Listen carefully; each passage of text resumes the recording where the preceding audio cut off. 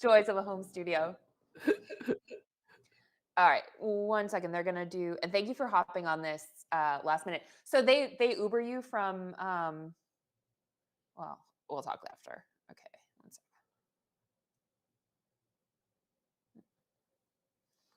I'm multitasking. Hi, Brad B. What's up? Okay.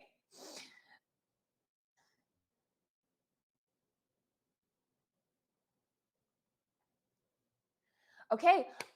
Welcome, Luis from CBS Sports Que Golazo podcast. So nice to have you as an official pundit for the rights holders of Champions League. How are you today? I'm good. I'm good. Thank you so much for having me. I feel like it's been a long time since we chatted, Ari. It's good to talk to you again.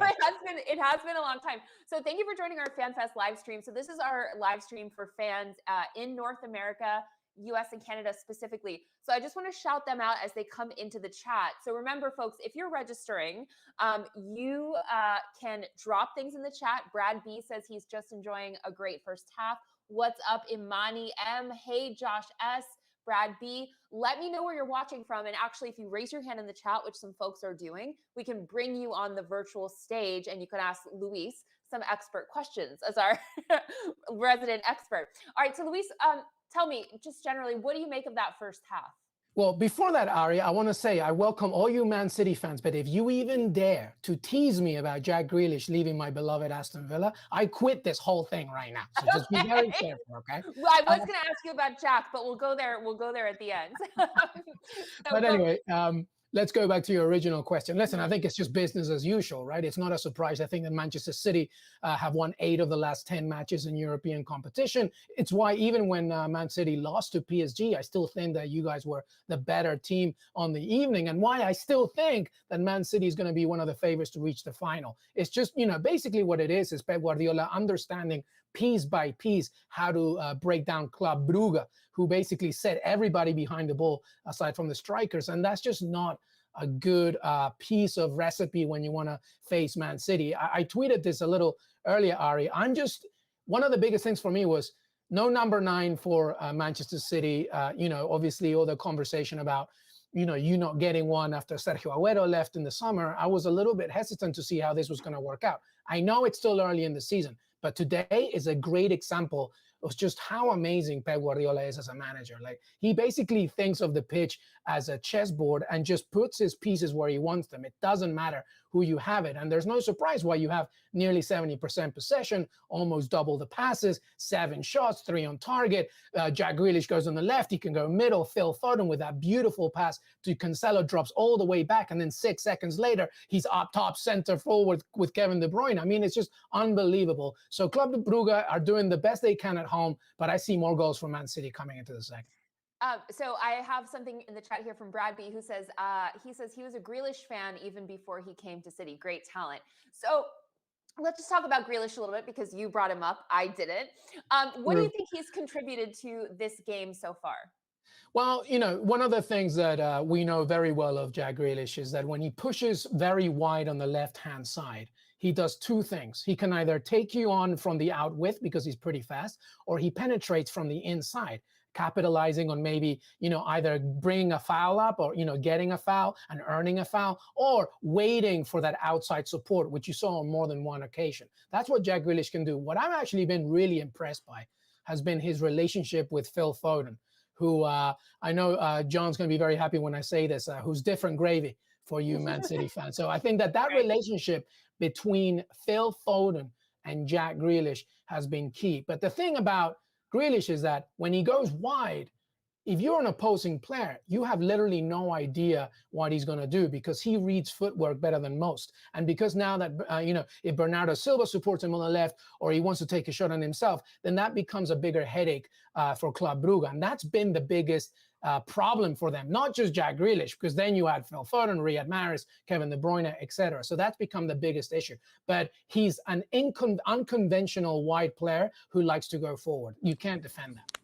Okay, so I'm bringing a couple fans on the stage. So that's one of the cool things about this FanFest platform. We have, I'm muting you for now, the person who's coming on, but I've invited a couple people. So if you'd like to ask Luis, our expert pundit, a question on video, raise your hand in the chat, or you can just drop it in the chat. question for you, what do you make of our penalty taking, which seems to have improved over the last few penalties that we've drawn across competitions? Yeah, I mean, it's been definitely something that you can see that Pep Guardiola has been working on. And I think he's thinking as well, in tournament competition, regardless if it's the Champions League or not. I think set pieces are always going to be that final puzzle for Pep Guardiola, whether it's defending them or attacking them. And he wants to make sure that no matter what, you have a clear, consistent penalty taker, whether it's Riyad Mahrez or Kevin De Bruyne, whoever it is, and again, even more importantly, when you don't have that sort of, go-to number 9 guy, especially now with Ferran Torres and his injury, you want to make sure that the entire squad can deliver, especially when the ball is dead, especially in penalty situations. Mm-hmm. All right. So the big question for you is, do you think we need a striker from your expert neutral point of view?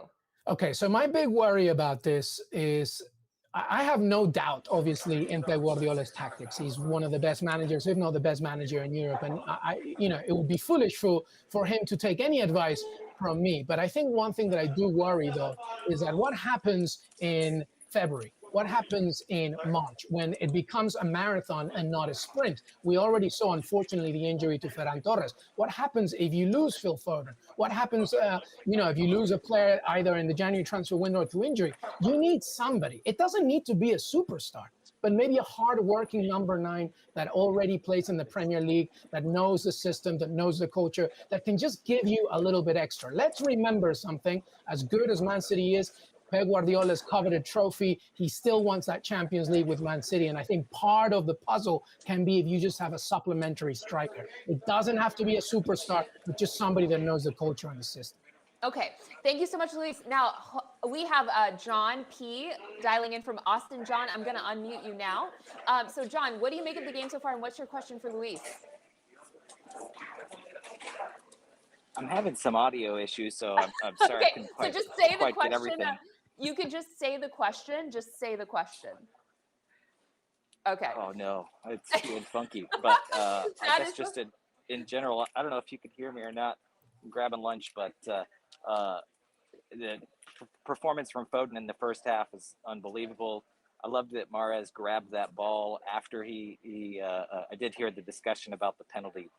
I think the fact that he took it and showed so much confidence and going for it this time was pretty clutch, because like Luis was saying, we've got to have someone who, that you can count on. And when a guy picks the ball up and is ready to take it, you feel better every single time in that instance, because they really, that's half the battle on a penalty is feeling confident and going for it.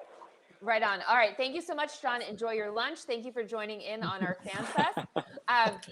Okay, so if anyone else wants to join, I see hands raised in the chat. Let me know where you're watching from. I'm going to go ahead and bring some other people on stage. Here we go. Phil from Florida. I see Brad B from Tennessee. I'm trying to bring you on. Here we go. Let's see who else is in there. Imani, trying to bring you on again.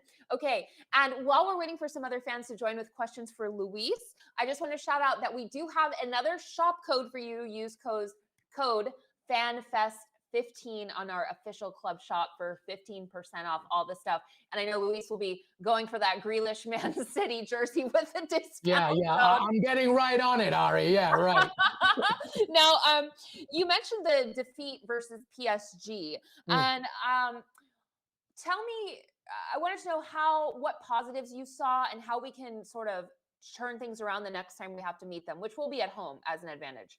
Yeah, well, honestly, I don't think you need to change much, to be completely honest. If that Bernardo Silva attempt, the one that hit the cross, it was the header from Raheem Sterling that hit the crossbar, and then all Bernardo Silva needed to do was tap it in that game. That was a 1-0 result in that moment. And then who knows what could have happened. You controlled in possession, you controlled in XG as well. So I don't think that Guardiola is going to look at the game of PSG, the first one, and think to himself, we need to completely change the manuscript here. The problem is that obviously when PSG have all their individual talented players clicking, then you have to watch out for the counterattack. But I think a key player is always going to be Rodri, right in the middle. Because the moment that Man City loses the ball, that's who can really just look in front and see where do we need to protect. But honestly, when I look back at that game, Man City, from a tactical perspective, can be pretty happy. I mean, yes, the loss was a loss, but I think coming back here, Man City is going to look at that and think, we can still take this by doing exactly the same thing. Okay, so we have time for just one or two more questions. So if you haven't come up on the virtual stage yet, go ahead and drop it in text in the chat. So I know some people are having connectivity issues. The other thing I want to shout out is that if you watch on a Premier League day when we aren't all at work or having lunch or whatever we're doing, we do usually show off a supporters club, although it's amazing to have an expert. And if you want to join a supporters club, there's a link right there. John P says, hello from UT Austin's campus, by the way. Shout out to Austin. Okay, so taking it back to the second half, and thank you so much for joining us, Luis. What should we look for in the second half? What do you expect to happen?